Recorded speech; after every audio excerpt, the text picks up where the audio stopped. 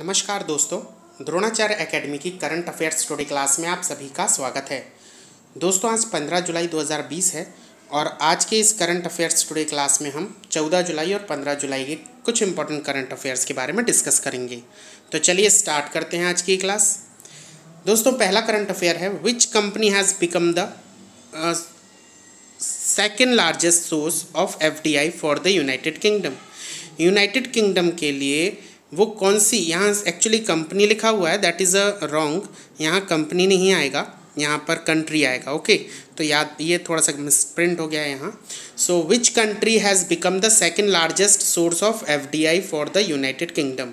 कौन सी country United kingdom के लिए इस समय FDI का दूसरा सबसे बड़ा स्रोत बन चुकी है? तो आंसर रहेगा यहाँ पर इंडिया, हमारा प्यारा भारत। ओके, तो बात करते हैं इस न्यूज़ की। India has become the second largest source of FDI for the United Kingdom, according to the data provided by United Kingdom Government Department for International Trade. Okay, तो हाल ही में जो वित्तीय वर्ष रहा 2019-20 में FDI यानी प्रत्यक्ष विदेशी निवेश परियोजनाओं के बारे में आंकड़े जारी किए गए ब्रिटेन गवर्नमेंट के एक डिपार्टमेंट के द्वारा, जिसका नाम है डिपार्टमेंट ऑफ इंटरनेशनल ट्रेड। ठीक है, और इस रिपोर्ट में ये बताया गया है कि यूनाइटेड किंगडम में FDI का दूसरा सबसे बड़ा स्रोत जो बना है वो भारत है। ठीक है, और पहले नंबर पर इस समय अमेरिका है। अमेरिका ने कुल 462 परियोजनाओं में इन्वेस्ट किया। 462 परियोजनाओं के साथ FDI का नंबर 1 सोर्स वो बना है इस समय, और जिसके परिणाम स्वरूप आपके यूनाइटेड किंगडम में 20,131 नौकरियों का सृजन हुआ। ठीक है, वहीं यदि हम बात करते हैं भारत की, तो भारत ने 120 प्रोजेक्ट में निवेश किया है और इसी कारण ये इस समय दूसरे स्थान पर है।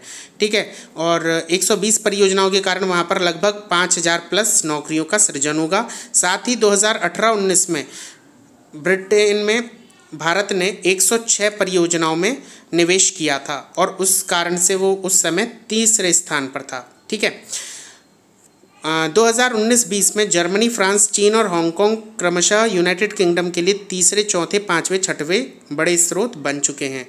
ठीक है, यूनाइटेड किंगडम के लिए FDI में वित्तीय वर्ष 2019-20 में पिछले वित्तीय वर्ष की तुलना में कुल 4% की बढ़ोतरी हुई है। मतलब यूनाइटेड किंगडम में जो FDI का परसेंटेज है वो 4% का इंक्रीजमेंट इस समय देखा गया है। ठीक है, नेक्स्ट क्वेश्चन, हम थोड़ा सा भी, हमने चूँकि FDI की बात की है तो हम FDI को एक बार फिर से रिवाइज कर लेते हैं। ठीक है, तो FDI क्या है? FDI सबसे पहले है, इसका फुल फॉर्म है फॉरेन डायरेक्ट इन्वेस्टमेंट, जिसका मतलब होता है हिंदी में प्रत्यक्ष विदेशी निवेश। यानी ऐसी कोई विदेश की कोई कंपनी जो भारत में किसी कंपनी में सीधा पैसा लगा दे। ठीक है, और जैसे वॉलमार्ट है, वॉलमार्ट ने क्या किया, फ्लिपकार्ट पे पैसा लगाया। फ्लिपकार्ट क्या है, इंडियन कंपनी है, तो ये एक सीधा निवेश है। और पर अभी भी कई ऐसे सेक्टर और क्षेत्र हैं जो विदेशी कंपनियां, जिसमें विदेशी कंपनियों का भारत में जो पैसा लगाया जा सकता है वो एक लिमिटेशन के संग लगाया जा सकता है, और कुछ ऐसे सेक्टर हैं जिसमें लगा ही नहीं सकते, वहाँ FDI नहीं रखा गया है। ठीक है, तो FDI का आपने समझ लिया होगा कि जब भी कोई विदेशी कंपनी किसी स्वामित्व कंपनी पर, मतलब जो अपनी हमारी इन कंट्री की जो कंपनी है, जब उसमें कोई निवेश करती है तो उसे बोला जाता है प्रत्यक्ष विदेशी निवेश या फिर फॉरेन डायरेक्ट इन्वेस्टमेंट। ठीक है, अभी कुछ ऐसे सेक्टर हैं जिसमें विदेशी निवेश की सीमा को 100% तक खुली छूट दे दी गई है, और कुछ ऐसे सेक्टर हैं जिसमें कुछ लिमिटेशंस बनाई गई हैं। ठीक है, हमारे देश में इसकी शुरुआत कब हुई, तो बात करते हैं सन 1991 की। ठीक है, 1991 में प्रधानमंत्री PV नरसिम्हा राव थे और वित्त मंत्री थे मनमोहन सिंह, और इन दोनों ने ही अर्थव्यवस्था के लगातार खराब होने के कारण मनमोहन सिंह की आर्थिक उदारीकरण की जो नीति है उसे अपनाया गया। ठीक है, और उसी समय यही वो वक्त था जब विदेशी कंपनियों को कुछ शर्तों के साथ पैसे लगाने की छूट दे दी गई थी, और जिसे प्रत्यक्ष विदेशी निवेश कहा। ठीक है, तो याद रखिएगा इंडिया में ये 1991 से ही शुरू हुआ था। ठीक, और यदि हम बात करते हैं अभी 2015 में, वो साल था जब भारत ने चीन और अमेरिका के साथ भी प्रत्यक्ष विदेशी निवेश के मामले में पीछे छोड़ दिया था। मतलब 1991 में FDI शुरू हुआ और 2015 वो साल है जब भारत में चीन और अमेरिका से भी ज़्यादा FDI हो चुका है। ठीक है, और यहाँ पर यदि हम बात करते हैं ग्रीन फील्ड निवेश की, तो ये दो तरह की FDI होती हैं। पहला है ग्रीन फील्ड निवेश, जिसमें दूसरे देश का कोई शख्स या कंपनी भारत में नई कंपनी खोल सकती है, तो उसे हम ग्रीन फील्ड निवेश कहते हैं। ठीक है, वो आकर कोई एक नई कंपनी खोल दे, ठीक है, तो वहाँ पर क्या हुआ, उसने किसी प्रोजेक्ट में इन्वेस्ट नहीं किया, उसने अपना ही क्या किया, एक प्रोजेक्ट शुरू कर दिया, तो वहाँ बोलेंगे हम ग्रीन फील्ड निवेश। लेकिन जब कोई विदेश कि कोई कंपनी या कोई शख्स भारत की किसी कंपनी के शेयर को खरीद लेता है और फिर उस कंपनी का अधिग्रहण भी वो कर सकता है, क्योंकि उसके अंदर उसकी हिस्सेदारी आ जाती है, तो इस तरह के निवेश को पोर्टफोलियो निवेश कहते हैं। ठीक है, 2019 में भारत में सबसे ज़्यादा FDI करने वाला जो सब FDI हुई थी, एक्चुअली सबसे ज़्यादा हुई थी 51 अरब डॉलर। ठीक है, 51 अरब डॉलर भारत में इस साल क्या है, FDI हुई है। ठीक है, विदेशी निवेश हमें प्राप्त हुआ है 51 अरब डॉलर का, जो 2018 में 42 अरब डॉलर था। ठीक है, और इस समय हम 9वां सबसे बड़े देश बन चुके हैं जो FDI के मामले में। ठीक है, तो चलिए बात करते हैं नेक्स्ट न्यूज़ की। Which state government has organized India's first e-लोक अदालत in the midst of COVID-19 epidemic? किस राज्य सरकार ने अभी हाल ही में COVID-19 महामारी के चलते भारत की पहली लोक अदालत का आयोजन किया है? आंसर रहेगा यहाँ पर छत्तीसगढ़। छत्तीसगढ़ ने इस अदालत को लॉन्च किया है। बात करते हैं इस अदालत की, क्या है ये न्यूज़। तो छत्तीसगढ़ सरकार ने COVID-19 महामारी के बीच भारत की पहली लोक अदालत का आयोजन किया है। ठीक है, लोक अदालत के तहत अब ऑनलाइन लाइव सुनवाई शुरू होगी वीडियो कॉन्फ्रेंसिंग के ज़रिए। ठीक है, और ये जो लोक अदालत है इसका आयोजन उच्च न्यायालय, ठीक है, मतलब जो हाई कोर्ट होगा उसके द्वारा, और छत्तीसगढ़ का जो राज्य विधिक सेवा प्राधिकरण है उसके द्वारा, मतलब इन दोनों ने मिलकर इस लोक अदालत को शुरू किया है। और इसका उद्घाटन किया था छत्तीसगढ़ के उच्च न्यायालय के मुख्य न्यायाधीश PR रामचंद्र मेनन ने। ठीक है, छत्तीसगढ़ के मुख्यमंत्री आप मालूम ही हैं भूपेश बघेल हैं, और राज्यपाल हैं अनुसुईया उइके। ठीक है, नेक्स्ट क्वेश्चन की बात करते हैं। Which film maker has been given the Dada Saheb Phalke award 2020 for his short documentary ची लुपो? अभी हाल ही में एक शॉर्ट डॉक्यूमेंट्री थी ची लुपो, उसको दादा साहिब फाल्के पुरस्कार 2020 दिया गया। हमें बताना इसके फिल्म निर्माता कौन है, तो आंसर रहेगा यहाँ पर कजांग डी थोंगडोक। ठीक है, कजांग डी थोंगडोक। बात करते हैं इस न्यूज़ की, तो अरुणाचल प्रदेश के ये फिल्म निर्माता हैं, अरुणाचल प्रदेश से बिलोंग करते हैं, और कजांग डी थोंगडोंग इनका नाम है, और इन्होंने एक शॉर्ट डॉक्यूमेंट्री बनाई ची लुपो। ठीक है, ची लुपो, और इसको अभी हाल ही में दादा साहिब फाल्के पुरस्कार दिया गया 2020 का। और ये जो एक्चुअली ची लुपो जो डॉक्यूमेंट्री है ये उन लोगों पर बनाई गई है जो मधुमक्खी के छत्तों से शहद को इकट्ठा करने का काम करते हैं। ये उस जाति के ऊपर बनाई गई, उस कास्ट के ऊपर बनाई गई है। ठीक है, यहाँ पर ये एक शॉर्ट डॉक्यूमेंट्री है, और ये ची लुपो में शर्टुकपेन समुदाय के बारे में बताया गया है।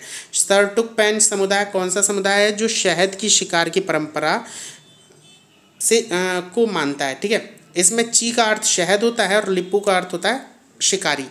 हनी हंटिंग की यह सदियों पुरानी परंपरा धीरे धीरे समाप्त होती जा रही है, और हनी हंटिंग की स्वदेशी प्रथा की इस परंपरा को जीवित रखने के लिए शहद के शिकार की पुरानी परंपरा पर डॉक्यूमेंट्री ये बनाई गई है। ठीक है, बात करते हैं नेक्स्ट क्वेश्चन की। How much $1 billion amount has been announced by Google CEO Sundar Pichai for Google for India digitisation fund? कितने $1 billion की राशि देने की घोषणा गूगल के CEO सुंदर पिचाई ने की है Google for India digital fund के लिए? ठीक है, Google for India digital fund के लिए गूगल के CEO सुंदर पिचाई ने अभी हाल ही में एक राशि देने की घोषणा की है। तो हमें बताना है कितनी राशि वो देने वाले हैं, तो आंसर रहेगा यहाँ $10 billion। $10 billion की राशि ये देंगे, और इनका जो उद्देश्य है वो है इंडिया डिजिटाइजेशन, ठीक है, इंडिया को डिजिटलाइजेशन में बदलना, इंडिया के हर काम को डिजिटल में बदलना इस फंड का काम होता है, ठीक है। तो यहाँ बात करते हैं हम गूगल के सीईओ सुंदर पिचाई ने Google for India digitisation fund के लिए $10 बिलियन की राशि देने की घोषणा कर दी है। और ये फंड के अंतर्गत गूगल भारत में आने वाले 5-7 वर्षों में लगभग 75,000 करोड़ रुपए का यहाँ निवेश होने वाला है। साथ ही यह निवेश इक्विटी निवेश, साझेदारी और परिचालन बुनियादी ढांचे में पारिस्थितिकी तंत्र के निवेश के जरिए किया जाएगा, ठीक है। यहाँ पर होने क्या वाला है कि जो गूगल है, गूगल इंडिया में डिजिटलाइजेशन को बढ़ाने के लिए इस फंड में तकरीबन $10 बिलियन की राशि देने वाले हैं, ठीक है। यहाँ पर यदि हम गूगल के इस निवेश को ध्यान दें तो इसका जो मुख्य उद्देश्य है वो है भारतीय भाषाओं तक किफ़ायती पहुँच बनाना, दूसरा भारत के लिए विशिष्ट नए उत्पादों और सेवाओं को तैयार करना, व्यवसाय को सशक्त यानी स्ट्रॉन्ग बनाना और स्वास्थ्य, शिक्षा और कृषि में कृत्रिम बुद्धिमत्ता यानी AI आर्टिफिशियल इंटेलिजेंसी का लाभ उठाना, यही इस फंड का मुख्य उद्देश्य होगा। इसके अलावा गूगल फॉर इंडिया कार्यक्रम में की गई अन्य घोषणाओं के तहत कंपनी 10 दिसंबर के अंत तक 22,000 केंद्रीय माध्यमिक शिक्षा बोर्ड यानी CBSE स्कूलों के लगभग 1 मिलियन शिक्षकों के साथ भागीदारी करेगी, ठीक है। साथ ही गूगल के CEO सुंदर पिचाई हैं, ये पता है आपको, मुख्यालय इसका कैलिफोर्निया में है, USA के कैलिफोर्निया में। नेक्स्ट क्वेश्चन पर आते हैं। Which country has recently ranked in the Guinness World Record for the largest camera trap?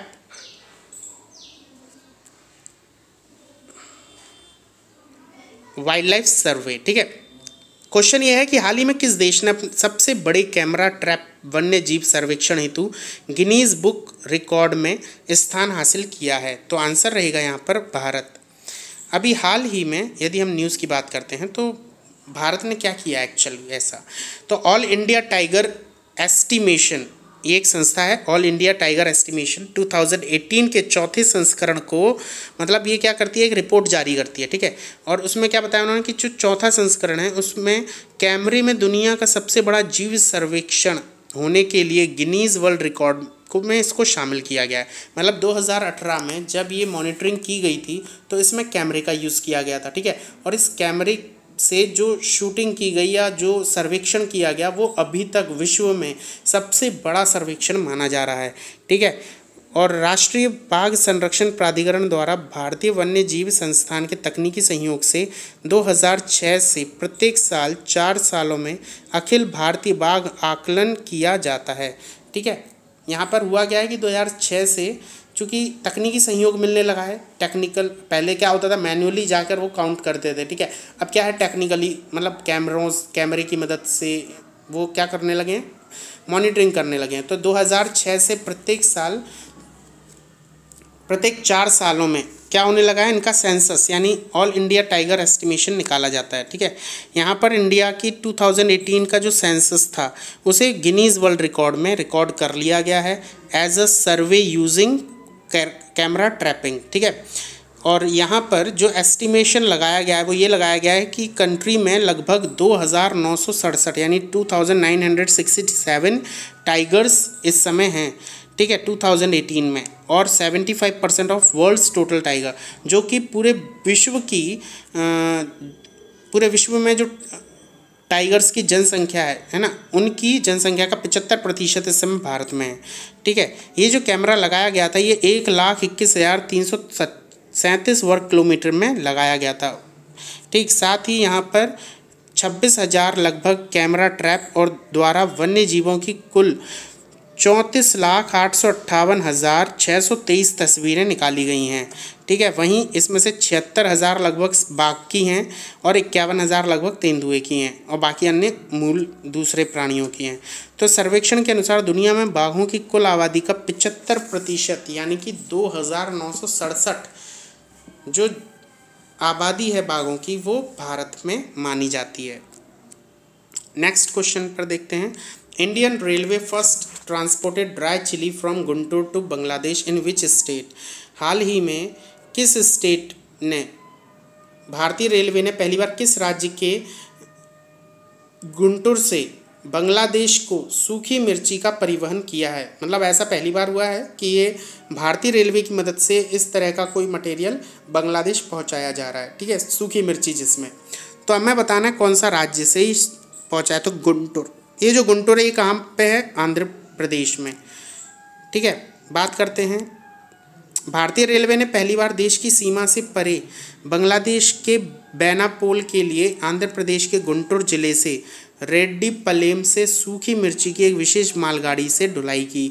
Andhra Pradesh के गुंटूर और उसके आसपास के इलाके मिर्ची की खेती के लिए बहुत प्रसिद्ध हैं और अपने स्वाद और ब्रांड में विशिष्टता के लिए इस कृषि उपज की गुणवत्ता को अंतर्राष्ट्रीय स्तर पर जाना जाता है, ठीक है। यहाँ पर सबसे पहले गुंटूर तथा आसपास के क्षेत्र के किसान और व्यापारी कम मात्रा में सूखी मिर्च सड़क मार्ग से बांग्लादेश पहुँचाते थे, ठीक है, लेकिन इस पर लागत लगभग 7,000 रुपये प्रति टन आती थी, ठीक है, जो अब काफ़ी कम हो चुकी है, ठीक है। अब ये घटकर 4,608 प्रति टन हो चुकी है, ठीक है।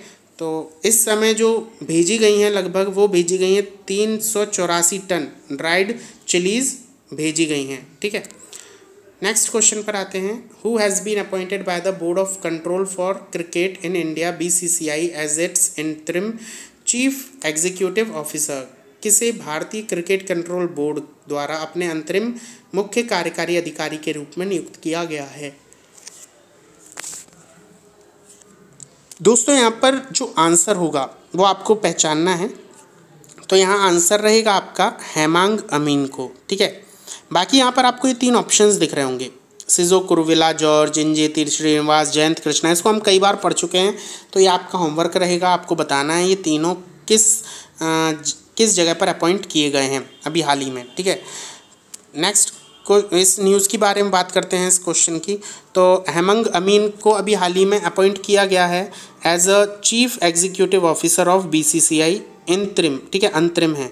क्यों है अंतरिम? क्योंकि अभी हाल ही में जो CEO थे BCCI के, जो थे राहुल जौहरी, उन्होंने अभी हाल ही में इस्तीफ़ा दे दिया है और उनके इस्तीफे को स्वीकार भी कर लिया गया है, और जिस कारण से राहुल जौहरी की जगह पर हेमंग अमीन को अंतरिम CEO यानी कि मुख्य कार्यकारी अधिकारी नियुक्त कर दिया गया है।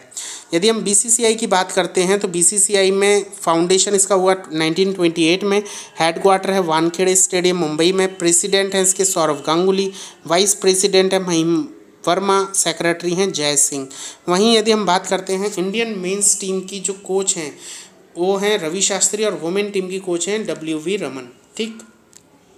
जो हमने पीछे अभी ऑप्शंस पढ़े थे उनके बारे में भी यहाँ मैं बता ही देता हूँ। तो सिजो कुरुविला जॉर्ज की नियुक्ति अभी हाल ही में STIP यानी कि विज्ञान प्रौद्योगिकी और नवोन्मेष नीति में समिति में की गई है।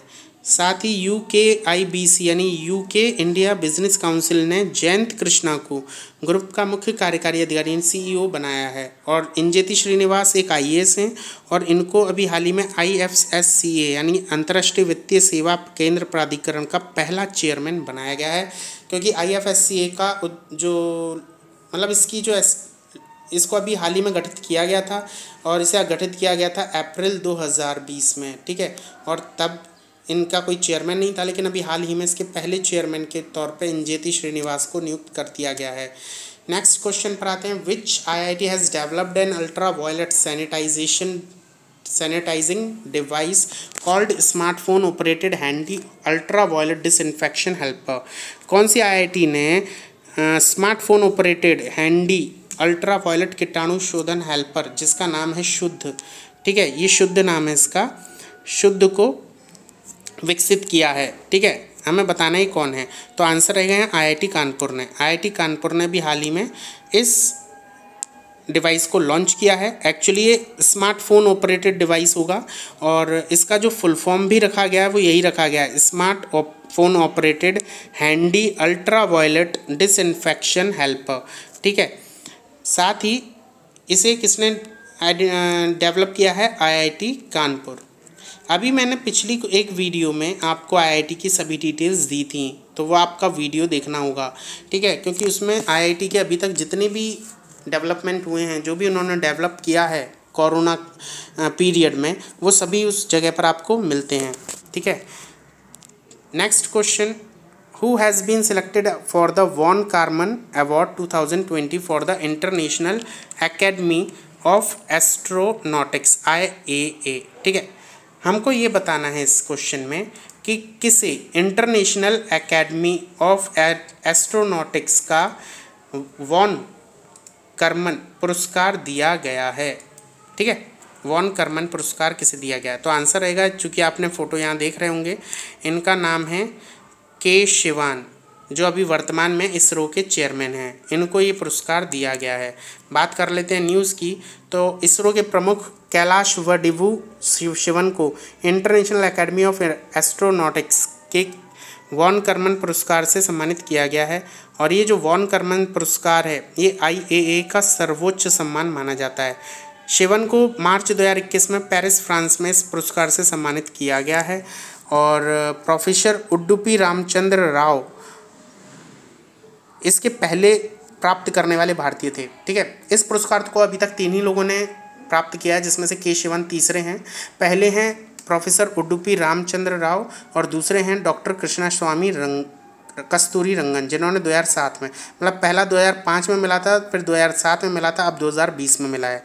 ठीक है, IAA के स्थापना की संगठन के पहले अध्यक्ष थे वॉन कर्मन, और इसी कारण से इस अवार्ड का नाम वॉन कर्मन अवार्ड रखा गया है।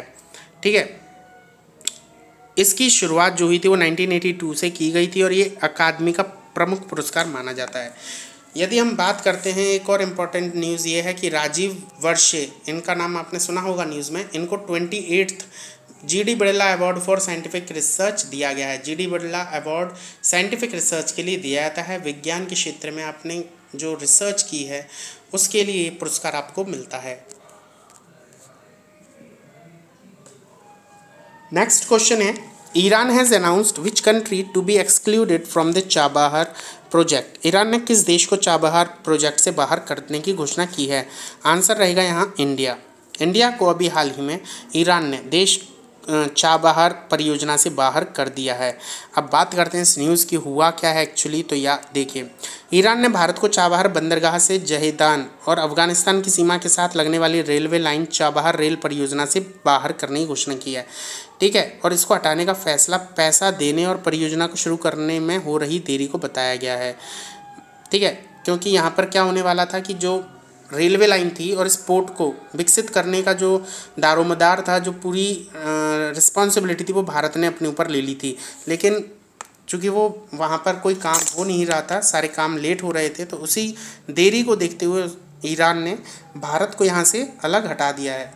सोचने वाली बात ये भी है कि अभी हाल ही में चाइना ईरान के काफ़ी नज़दीक आ चुका है और ईरान में चाइना क्या करने वाला है, चूँकि यहाँ पर चाबहार पोर्ट को भारत अब विकसित नहीं करेगा, क्योंकि ईरान ने इसे बाहर कर दिया है।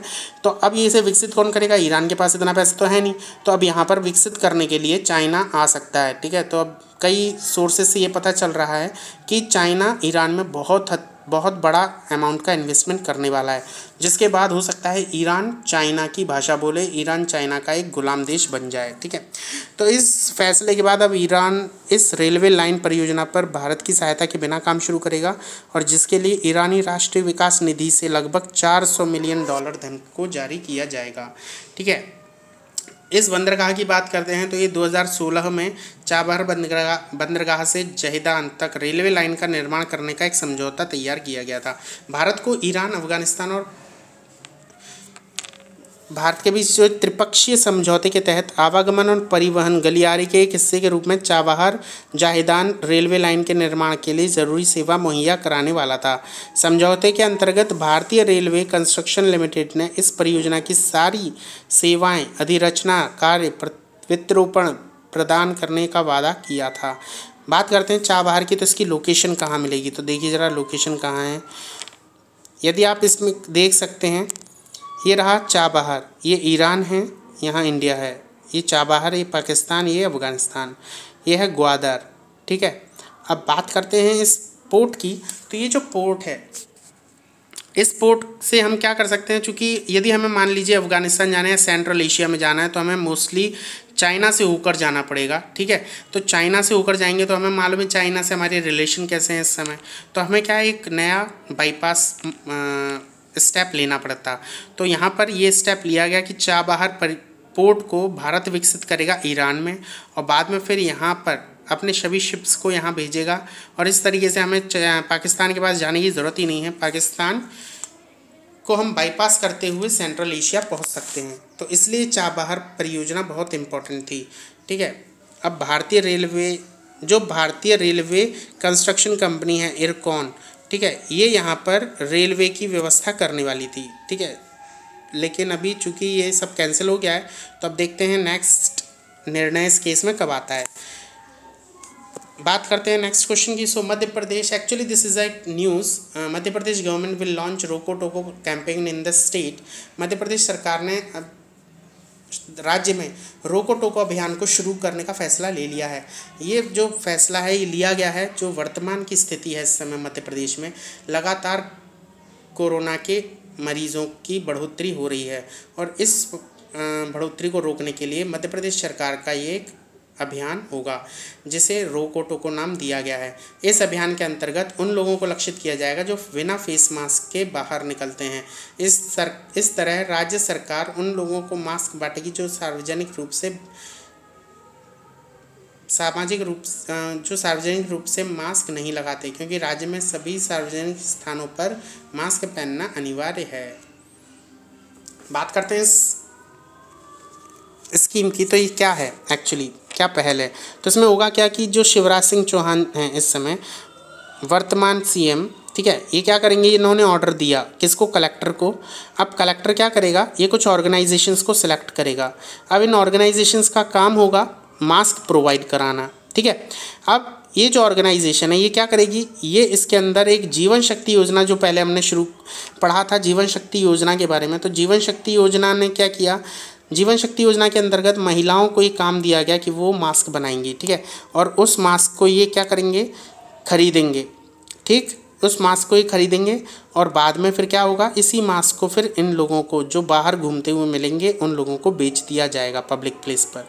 ठीक है, एक्चुअली इस मास्क को ख़रीदा जाएगा 11 रुपये में, लेकिन जब इसे लोगों को बेचा जाएगा उस जगह पर जहाँ पर लोगों को ये इसे ख़रीदना कंपलसरी होगा, और वहाँ पर इसकी कॉस्ट हो जाएगी 20 रुपये। ठीक है, तो ये इस योजना में एक्चुअली क्या है, दंड प्रक्रिया भी दी गई है, क्योंकि ये हमारा मानना है कि लोग ईज़िली किसी बात को नहीं समझते जब तक वो उस चीज़ में उनको दंड ना मिले।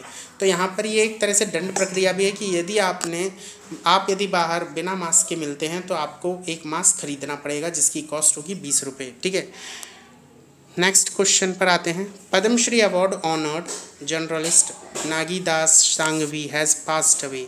पद्मश्री अवार्ड से सम्मानित पत्रकार नागीदास सांघवी का निधन हो गया है।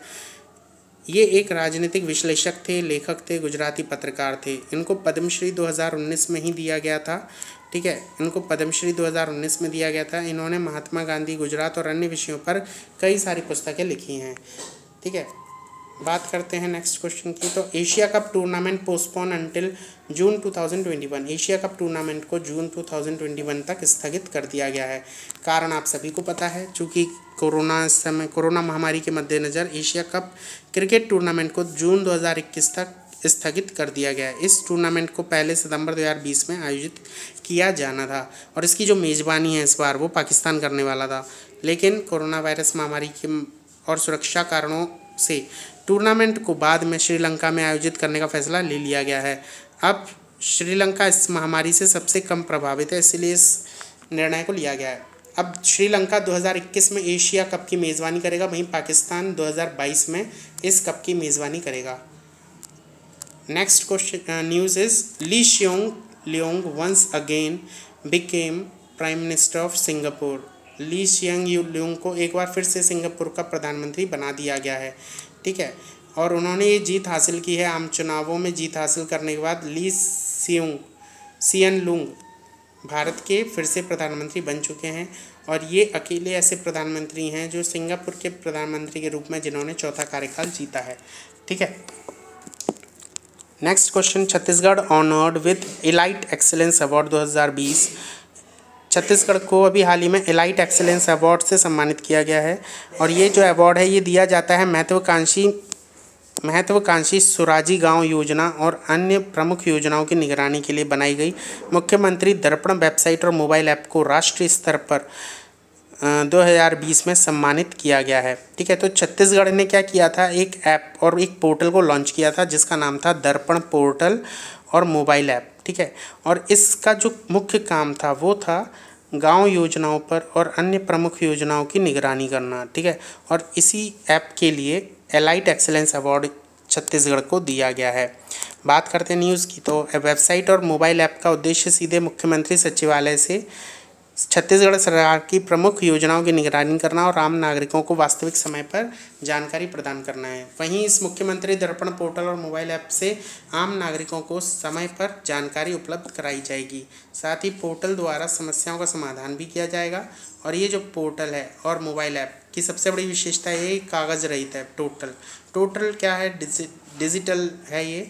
ठीक है, यहाँ डिजिटल प्लेटफॉर्म को यूज़ किया गया है और वास्तविक समय के आधार पर निगरानी की ओर बढ़ रहे हैं। ठीक है, यहाँ छत्तीसगढ़ के जो सीएम हैं वो भूपेश बघेल हैं, वहीं राज्यपाल अनुसुईया उइके हैं।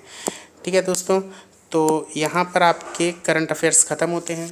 आई विश आपको ये वीडियो बहुत पसंद आया होगा। यदि आपको ये वीडियो पसंद आया so please like this video and subscribe my channel and press the bell icon button to get my new video updates. Thank you everyone and best of luck for your upcoming exams.